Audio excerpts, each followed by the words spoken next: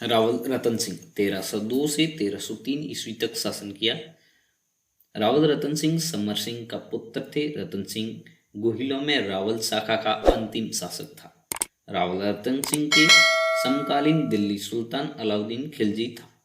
रतन सिंह व अलाउद्दीन खिलजी के कुछ संघर्ष के कारण वो इस कुछ टॉपिकों के माध्यम से समझते हैं। समर सिंह ने सेना को मार्ग देने का कर वसूला। अलाउद्दीन खिलजी की साम्राज्य विस्तार की महत्वाकांक्षा। तीसरा पॉइंट है पद्मिनी का सौंदर्य और रतन सिंह का हिंदू राजा होना।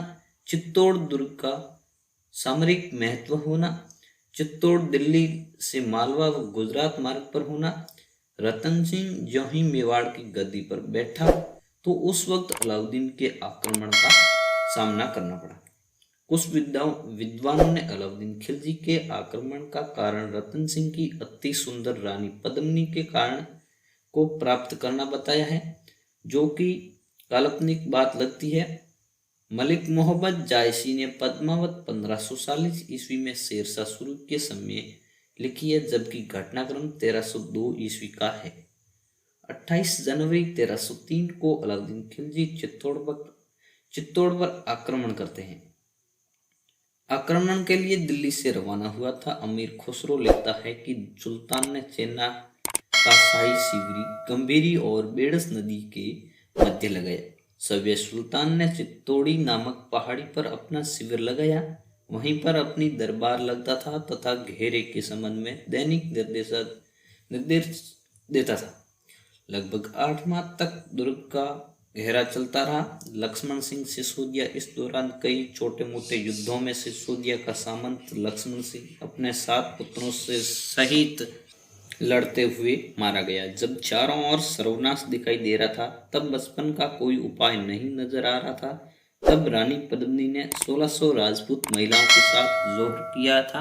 रतन सिंह के सेनापति पद्मिनी का चाचा व बादल पद्मिनी का भाई के नेतृत्व में राजपूतों ने केसरिया वस्त्र धारण कर चित्तौड़ दुर्ग के फाटक खोलकर शत्रुओं पर टूट पड़े और वीर गति को प्राप्त हुए।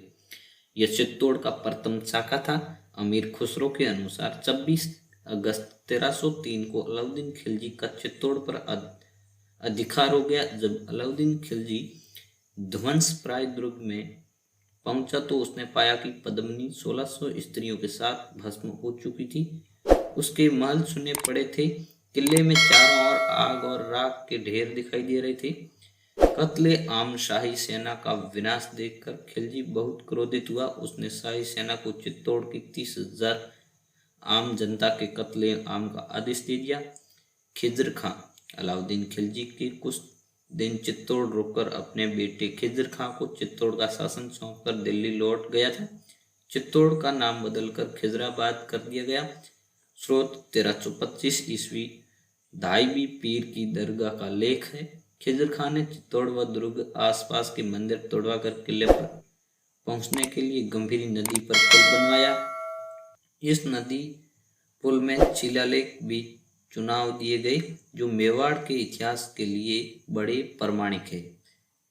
मकबरा चित्तौड़ के किले की तलहटी में एक मकबरा बनवाया गया, जिसमें एक फारसी लेख में किसी तुगलक शाह बादशाह को ईश्वर की छाया व संसार का रक्षक बताया गया। खुसरो इस युद्ध में अलाउद्दीन खिलजी के साथ था। अमीर खुसरो ने इस युद्ध का वर्णन तारीख ए अलाई यानी कि खजाई इन उल फतवा में किया गया है। यहाँ पर पद्मावत का सारांश देखें तो पद्मावत का लेख मलिक मोहम्मद जायसी था। इसका रचना काल 1540 ईस्वी में है। इस रचना में रानी का नाम पद्मावती बताया गया है, जबकि अन्य ग्रंथों में उसका नाम पद्मिनी दिया गया है। सारांश: सिंहल द्वीप के राजा गंधर्व सेना व रानी चंपावती की पुत्री पद्मिनी थी, जो अति सुंदर थी। पद्मिनी के पास एक सुशिक्षित तोता था, जो एक दिन पिंजरे से उड़ गया, जो एक शिकारी के हाथ लग गया। शिकारी ने उसे एक ब्राह्मण ने उसे रतन सिंह को चित्तौड़ को बेच दिया। उस तोते से राजा को राजकुमारी पद्मिनी की सुंदरता का पता चलता तो वह जोगी के भेष में सिंघल द्वीप पहुंचता और पद्मिनी को देखा तो मंत्र मुग्ध हो गया। सिंहल के राजा गंधर्व सेन की जोगी की असलियत का पता चला तो उसने पद्मिनी का विवाह रतन सिंह से करवा दिया। कुछ वर्षों के बाद रतन सिंह चित्तौड़ आया तो उसने अपनी सेना में एक राघव चेतन नाम के ब्राह्मण, जो तांत्रिक जादू टोने का माहिर था, के बारे में पता चला। तब रतन सिंह ने राघव चेतन को अपने राज्य से निकाल दिया। राघव चेतन ने महाराणा रतन सिंह के विनाश की ठान ली और वह वहां से सीधा दिल्ली अलाउद्दीन के दरबार में पहुंचा और सुल्तान को पद्मिनी के सौंदर्य व वर्णन किए, जिसे सुनकर पद्मिनी को हथियाने और चित्तौड़ लेने की धुन सवार हो गई। जब वह चित्तौड़ पर आक्रमण के लिए पहुंचा तो चारों ओर 8 माह तक घेरा डालने पर भी उसे जीत न सका तो उसने राणा से मेल बढ़ाया और अलाउद्दीन ने दिल्ली लौटने से पहले रतन सिंह से दुर्ग देखने की इच्छा प्रकट की। राणा ने उसकी प्रार्थना को स्वीकार कर लिया और उसका दुर्ग में बड़ा आतिथ्य किया। इस अवसर पर सुल्तान को पद्मिनी का प्रतिबिंब दर्पण में दिखाया गया। दुर्ग से लौटने समय सुल्तान ने पद्मिनी को हथियाने की युक्ति सोची और उसने विदाई देने के लिए आए हुए राणाओं को अपने खेमे में ही रोक लिया। वहां पर रतन सिंह को बंदी बनाकर दिल्ली ले गए। चित्तौड़ दुर्ग में संदेश भेजा गया कि रतन सिंह को वापस प्राप्त करना है तो पद्मिनी को शाही हरम से भिजवा दो। पद्मिनी ने गोरा बादल से चर्चा कर 1600 पालकियों में राजपूत सेना को लेकर दिल्ली रवाना हुई। उनके पहुंचने पर अलाउद्दीन को सूचना भेजी कि पद्मिनी उसके खेमे में आ गई है, वह थोड़े समय अपने पति से मिलकर सुल्तान की सेवा में उपस्थित हो जाएगी। जिस पर अलाउद्दीन ने रानी को रतन सिंह से मिलने की आज्ञा दे दी। रानी व रतन सिंह 1600 सैनिकों की मदद से मेवाड़ की तरफ रवाना हुए। शाही सेना ने रतन सिंह का पीछा किया तो गोरा ने रास्ते में शाही सेना को रोक दिया। गोरा वहां लड़ता हुआ मारा गया। शाही सेना ने चित्तौड़ पर आक्रमण किया तो महाराणा रतन सिंह व बादल लड़ते हुए मारे गए। पद्मिनी ने अन्य महिलाओं के साथ जोहर किया। तो ये थी पद्मावत के सारांश की कहानी और पद्मिनी की इस कहानी का अबुल फजल फरिश्ता कर्नल टॉड वह मुहम्मद नैन्सी ने भी अपनी रचनाओं में थोड़े हेरफेर के साथ उल्लेख किया है, लेकिन कवि सूर्यमल मिश्र व डॉक्टर ओझा सहित कुछ आधुनिक इतिहासकार जायसी की इस कथा को ऐतिहासिक नहीं मानते हैं। 1313 ईस्वी तक खिजर खान चित्तौड़ पर शासन करता रहा। 1313 ईस्वी में सोनगरा चौहान मालदेव जो मूछाला को चित्तौड़ दुर्ग का शासन सौंप दिया, परंतु सिसोदा के लक्ष्मण सिंह के पुत्र हमीर ने मालदेव को लगातार परेशान किया।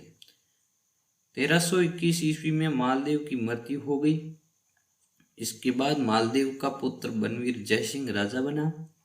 1326 ईस्वी में मोहम्मद बिन तुगलक के समय हमीर सुशेद्या ने मालदेव के पुत्र बनवीर को जयसिंह को पराजित कर चित्तौड़ पर अधिकार कर लिया। डॉक्टर ओझा के अनुसार मालदेव के पुत्र का नाम जैसा जयसिंह था। रणकपुर शिलालेख के अनुसार उसका नाम बनवीर था। नोट: जोहार मेला चैत्र कृष्ण एकादशी के चित्तौड़गढ़ में प्रतिवर्ष लगता है। सिसोदिया शाखा यहाँ से गुहिल वंश के राजा रण सिंह के पुत्र रहाब से सिसोदा ग्राम में जाकर रहना शुरू कर दिया। रहाब के ही वंश में लक्ष्मण देव सिसोदिया व इसकी वंशज के आगे चलकर सिसोदिया राणा कहलाए। लक्ष्मण देव सिसोदिया अपने 7 पुत्रों सहित चित्तौड़ के पहले साके 1303 ईस्वी में मारा गया। तब लक्ष्मण देव सिसोदिया के साथ में पुत्र हरि सिंह का पुत्र हमीर देव सिसोदिया मेवाड़ के सिसोदिया वंश का कर्णधार बना। रावल हमीर से पूर्ण मेवाड़ के गुहिल शासक रावल कहलाते थे। राणा हमीर के बाद मेवाड़ के गुहिल शासक राणा सिसोदिया कहलाए। राणा हमीर मेवाड़ के सिसोदिया साम्राज्य संस्थापक था, जबकि राहाब सिसोदिया शाखा का संस्थापक था। दोस्तों वीडियो